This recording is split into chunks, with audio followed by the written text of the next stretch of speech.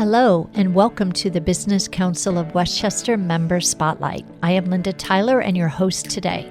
The BCW is the county's largest and most influential business membership organization, offering over 100 events, programs, and panel discussions yearly. I'd like to thank our sponsor today, Tompkins Community Bank. Tompkins Community Bank is proud to support the Business Council of Westchester. For generations, Tompkins has helped the communities we serve thrive and grow. As a community-based financial institution, we consider it our duty to provide innovative financial solutions for local families and businesses as they navigate their financial journeys. At Tompkins, you don't have to choose between business as usual. Instead, choose business accomplished and business accelerated with cash management solutions that help you manage your growing business. Tompkins, your bank of choice.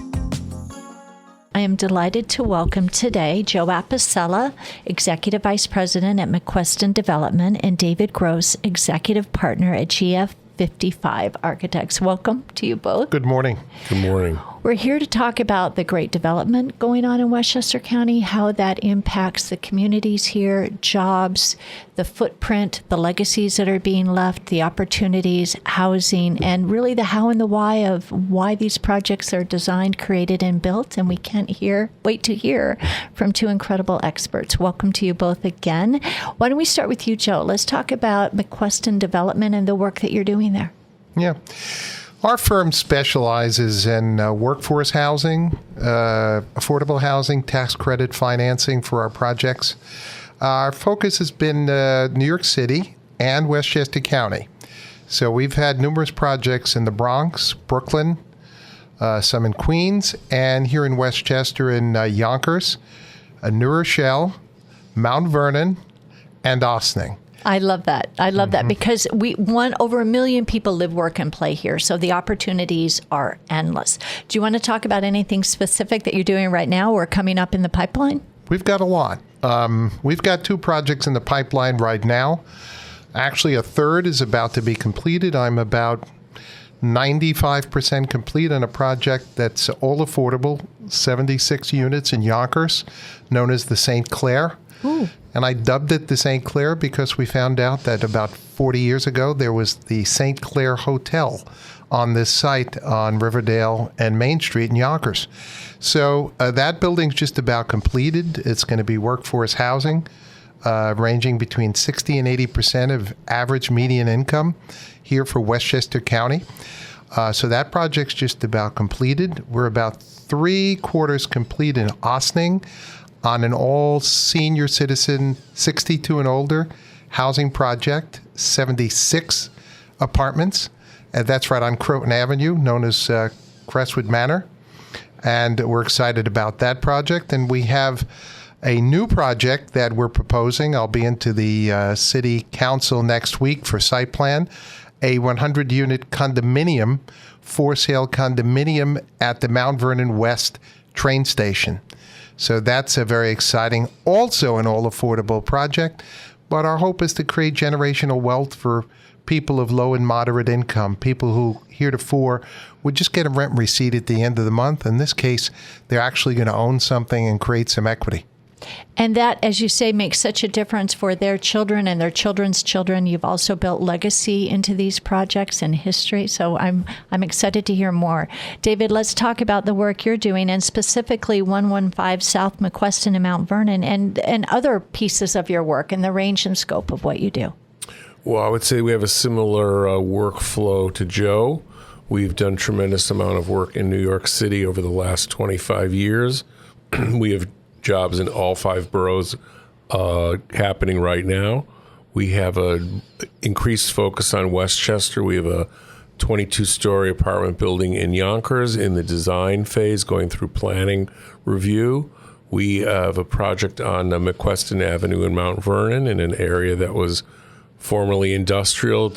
Went through a city planning rezoning, so that's promoting residential. It's a mixed income, mixed use workforce housing project at 650,000 square feet, 2 different buildings, and we're very proud of it. And a big job like that, it takes about 14 months for it to come out of the ground. So it's like Groundhog Day. It kind of peeked its head over the surface last month, and now we're looking forward to seeing some height happen to the job. Which is exciting. And the theme in both of your projects, both of your, really the work that you do in your companies is opportunity. You're creating such opportunity for people to come here and work, and then, of course, live and build an incredible legacy for their families. I think Westchester is really at a pivotal moment in housing and development. And what do you two both see as the biggest opportunity right now for people coming here to work and coming here to live and, raise families? I would just say that Westchester, I've lived in Westchester since 1988, and I moved here as a young dad with 2 young children, and it's just such a fantastic place. I mean, it really is for all income levels, and I've grown to appreciate it so much, and one of the byproducts of COVID was I had to stay home a lot more. Especially for the first 6 months. And I really started to appreciate, I live in Rye. Instead of running to the city to do my business in my New York City office, I had an opportunity to slow down and meet my neighbors. And one of my neighbors worked for the county, and he said I should pursue this kind of work. And that led to a new awareness of how vast the opportunity is in Westchester. It truly is. And as you've said about COVID, there were some really challenging parts of COVID, of course, but some good things came from that time. Joe, when you are getting ready to plan a project, you're with your partners, what are you considering? What factors are all important? Well, I'm born and raised here in Westchester County, and specifically in Yonkers. So it's particularly rewarding for me when I go to look for new projects to go back to my hometown and look at opportunities there. We buy the land. We look for land that is at a reasonable cost. We look for projects that are in the urban centers, mostly at multimodal transportation hubs, because that's something that is important today. People use all kinds of transportation networks to get to and from home, shopping, business, and the like. So we want to have that for our customers, because they're our customers, in fact. These are the things that are important to us. We also do a lot of brownfield cleanup sites. So we'll go to areas that heretofore the developers and building owners would not go to, and we will clean up the sites. We have a whole team in place to do the environmental cleanup, the environmental legal work that's enabled by a brownfield cleanup program through New York State, and there are tax credits associated with that cleanup. So we look at the projects holistically when we look at where we want to go and what land we want to buy, and I primarily do that myself. There are so many multifaceted issues that you have to take into consideration when you are making these projects and planning them and then executing them. And that dovetails into my question, my next one, David, regarding AI. How are you using AI? We were talking earlier, right? It's exploding. How are you using that for your projects, and what impact is that having? Well, we all use AI every day when we get into our car and Google Map a location. We all use AI when we go into an Amazon search and the AI filters. And we use that. That is just traditional AI. It takes the information, it filters it, it gives you an answer. I think that the AI that people really envision, the Star Trek, the Star Wars AI, is generative AI, where the AI is really thinking alongside of you. And we're exploring that. We sure wish it was here. It's not here yet. We still find that a human being with 25 to 30 years of experience can outperform a program. But it's like anything else. The more it's here, the faster it improves. So we're not quite there where we can say to AI, draw me a plan based on these 10 parameters of this local town zoning and this income strategy. It can't do that. It will be maybe, though. It will be soon, sooner than we think. And it's like anything else, it's going to be filled with errors, but That's life. You have to work with everything. AI is not there the way we dream it, but it's getting there. And we use it to the degree it's available. 1,000%. And as we've said, it will get better and better. And I think of it as not replacing what humans do, but creating new opportunities for us, and then taking the work we're doing and making it better. That's Yes. my goal. That's my vision for AI. And Joe, let's talk a little bit about what makes a public-private partnership successful and what can make it complicated or derail. Well, let me give you an example. Okay. In the city of Mount Vernon about 5 years ago, the mayor came to me and said, do you have any space available? We have an emergency need for emergency services, our fire department.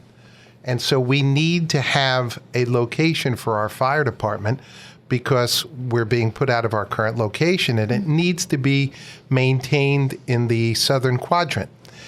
And I looked at my site down at Southwest Street, and I said, I wonder if we can do this.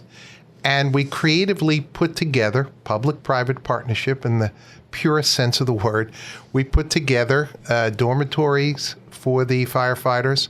We created a Quonset hut for the fire apparatus to exist with the heating necessary for diesel trucks. We created a kitchen. All fire departments have to have good kitchens, 1,000%. right? They love to eat. Those guys love to eat. And so, that was the purest form of a public-private partnership. But in the context of what the Business Council does and what we do as board members here and what we know we need, and that is housing for the workforce. The governor's been saying this since her inception of her tenure.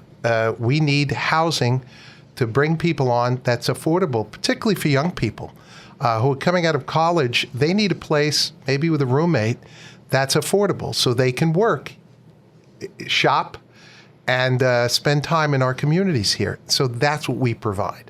And I love that, and it's so true because what we're bringing up to Westchester is incredible talent with great housing and great parks and great schools. It all comes together and great entertainment. And then people want to move up here and work here and live here.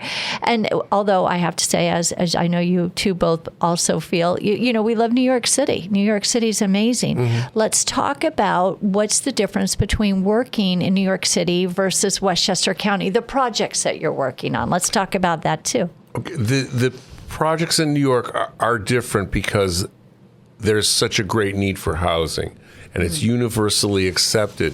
Joe said the governor has been talking about the need for affordable housing. I remember the governor, since it was Pataki, talking about the need for affordable housing. So there's a need for affordable housing, but in New York, they execute it because there is such a shortage. And if you have a site that can afford several 100,000 units, which is the size stuff we work on in the city, it faces some political opposition, but not that much. In Westchester, it's a much heavier lift to get large-scale affordable projects approved, but there is a growing understanding that it has to be done. Well, that piece is good. That the understanding of the need is there, and that the opportunity is there if it's executed. Fair to say. And you have to spend time. Again, you mentioned AI and people. Well, to get a project approved, you have to spend time talking to people who are affected by the project. So, as the architect, I've gone to meetings with local community people well in advance of a public announcement to just show the intent of what we want to do. And that, I think, paves the way to getting the approval done. If you can create a vision. Let me interrupt. No, I found the opposite. I have had a much more difficult time with the approval process in New York City than I have in Westchester. Interesting. With Westchester, well, we have relationships. Mm-hmm. We can pick up a phone, and you're not hiring an expediter that you must hire in New York City to go through the massive bureaucracy. New York City is bigger than many countries in terms of its economy. So it's very convoluted. And you don't always have the most competent people. You're not talking to the decision makers. You're talking to underlings. You're working through the computer system in Yonkers, in Mount Vernon, New Rochelle. I pick up the phone and I speak to the decision makers. And I let them understand what my challenges are today, and they take ownership of it. In New York City, you can't get to the commissioners. Well, that's it. Oh, sorry. You go, David. I would say Joe's correct. But once you have your network established, we recently got a project approved. We got double the volume of building that the zoning allowed, because we had a top zoning attorney and we worked through the system. There's a million hurdles, but they're ahead of you. We're going to take a break, and you're right. What I'm hearing is relationship building, and building those relationships and getting to know the people you hope to work with, and getting to the decision maker as quickly as you can. We're going to take a quick break.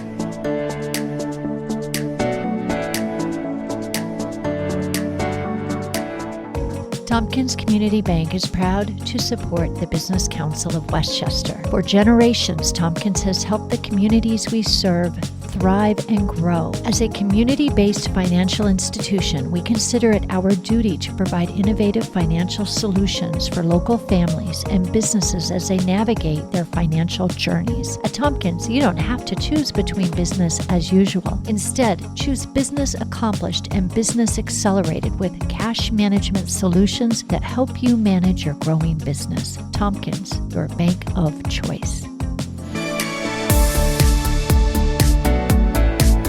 Welcome back, gentlemen. We'll finish our conversation and continue on. What I was thinking about as we were speaking earlier, what responsibilities do private companies like yours have in shaping the future of Westchester? Because you're really creating communities here. Let's talk about that. Well, we like to work through the local communities in terms of need. I think the communities need to germinate what the need is. They do that through the public process. They have planning hearings. They have planning charrettes. They have master plans in the planning departments. And they go out to request for proposals for projects. So I think we being responsive to that, and we've responded to many RFPs, I think that's the best possible connection to the community and being responsive. Many times we'll go and say, we have this vision for this site, and we try to build consensus. As he has indicated, we'll meet in the community, we'll meet with the community groups, and we'll get their opinions. But I love when it's a ground up, a bottom up process where the community knows what they want. They're interested in seeing something develop, whether it's a waterfront on the Hudson River or an inner city project, and they come to us and say, give us your proposal. David, would you like to add to that? I would agree with that. Westchester is accessible to someone that wants to make an impact. And I would say that part of it is, if you want to affect the community, you have to be in the community. You have to belong to the local religious institutions. You have to belong to the local planning institutions. You have to belong to the Business Council of Westchester. You have to belong to the Arts Center. You have to be involved in the community. That gives you the credibility that you're one of us, not one of them, one of us. And when you have those long-term relationships, you can start to hear about the projects that are being planned, and you can start to impact them and be a positive force for change. So well said. You're creating the credibility and the trust, and also you see the need. You see the need. Well, when we're talking about decisions and projects, what are some things that maybe no one else would notice, but will have a profound impact on the completion or on the success of what people want, like those little subtle things when you're planning or executing? What do you think those are? What comes to mind for me is our project in Ossining. There was a little lumber yard there on Croton Avenue and 632 and 132 Croton Avenue, and I saw the site and I said to myself, this would be wonderful for a senior project. First of all, there's a dearth of senior housing that's affordable here in Westchester County. So I knew that from being part of the community. I'm active in several boards and business associations. And secondarily, I thought to myself, there is shopping nearby, We have a bus stop right out in front. Those kinds of things, and proximity to the waterfront, where they have a beautiful restaurant and other amenities that the residents could utilize.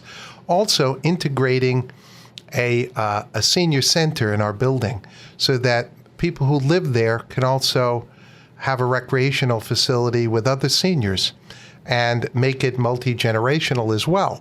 And that's part of the vision that we look at in advance of moving a project forward. And we get the buy-in through the planning board process and the public hearings of the community. So it's collaborative, and it should be. That makes sense. David, would you like to I would say that's true. When you're looking at a project that changes the nature of an area, you have to. The town wants to know, what are you going to do for me? What are you going to give back? So we're doing a large project in Mount Vernon. We're doing a gym that's open to the public for the kids to play basketball after hours when they feel like it. We have an incubator space in there. We have excess parking from what the code requires. Those are the kind of things that a town likes. And then the developer, the architect, we can do lots of units. We can provide housing, which has a direct benefit to the town. But some of the things that aren't a part of an apartment building are the things that really help you create goodwill. That's a good point. And you're really, it's not just the lifestyle. That's a big part of it. You're really, these structures, these projects are contributing to quality of life for everyone. What projects are, and I'm sure there are so many, I know the incredible work both of your firms are doing, but can you name one or two that you're especially proud of or really meant something personally to you? Well, for me, coming back to Yonkers and building the St. Clair, our affordable housing project on Main Street and Riverdale Avenue, was particularly gratifying. You know, on that site, when I was a young man, my dad brought me down there to a store called Neppers, and I bought my first bike there. It was a Schwinn, and I'll never forget it. And here I am, building, not just building brick and mortar, but building communities. We have retailers, they're all mixed use projects. And we have retailers that we bring in, Chipotle Grill, 7-Eleven stores, Starbucks, you name it. We bring it. So we're creating communities in a real sense. I can't think of anything more gratifying than to be doing that in my hometown. Oh, wonderful memories. By the way, my first bike was blue. I'll just throw it out there. Mine was red. But you're right. You're really creating the reputation, the framework. David, talk to us a little bit about one of your favorite or two favorite projects. One of my favorite projects in Westchester was the Lincoln Park redevelopment that we did in New Rochelle. Award-winning. Award-winning, yes. I mean, it was a renovation of a Section 8 apartment building. It was a new 175-unit workforce housing project, and it was a new 560-space parking garage. But the part of the job that was always the main feature of the story was a 25,000 square foot Boys and Girls Club. Yes. Because that added something really for the community, for children who needed something to do between the ages of 4th grade and 10th grade. And they had a building. It was popular, but it was very run down. And we did a brand new building. And even though it was just the smallest aspect of this whole project, it became the most impactful. And I remember when it opened, the kids were like, "You're the architect?" I said, "Yeah." He goes, "We've never had anything new. Aww. This building is new. We love it because it's new." And it was that was very meaningful for me to think about the implications of what that meant. And now this building has become a civic meeting hall for the city of New Rochelle because they have all their public hearings there. They have their public assemblies on the basketball court. They had something recently where the governor announced a repaving of a highway that had cut a neighborhood into. They have it in that building because it's becoming a new. landmark. I love that. And it's become a place for the city that wasn't even contemplated when it was built. And I just think that's beautiful fantastic. Ramification. Absolutely. Yes. So we have time for one last quick question that I think is so important, and that's, what do you see the future of building here in Westchester County and development? What do you see in the pipeline? I mean, it's going so well now. Well, as a developer, we see these trends. And I think what we're proposing right now in Mount Vernon at the Mount Vernon West train station, I think building for sale housing. Mm-hmm. There is no or very little new for sale housing in Westchester County because it was too risky. We weren't, post 2008, with my prior company, we built some of the most iconic buildings in Westchester. We built, the Ritz-Carlton Towers. We did some extraordinary things. But now, but that's been 20 years ago, more than 20 years ago. We need to create for sale housing so that people are not transient in communities, 1-year leases, 6-month leases, but they're living there, they're bringing their children up in the community.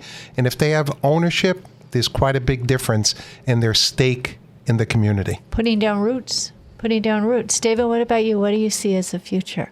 I see that what Joe sees, but I see that Westchester has such an educated population and so many natural resources and so much financial power, educational institutions. I just see continued success because it's a very fascinating place, tremendous opportunity at all levels. I love everything that you've said, and you're right. And Westchester is our jewel, right? It's our jewel here in New York State. Very proud to live here and work here, and there are just great things that are emerging as we speak. And thank you both for being here today and talking about your experiences and the work that you're doing, the great work that you're doing. Thank you. My pleasure. Thank you.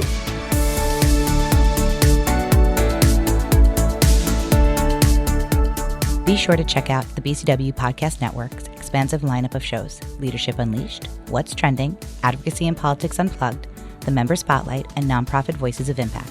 The Business Council of Westchester is the county's largest business membership organization focusing on economic development and advocacy. With over 1,100 members, it is our mission to work for the profitability of our members and the prosperity of the Westchester community. To learn more about the Business Council of Westchester, please go to thebcw.org.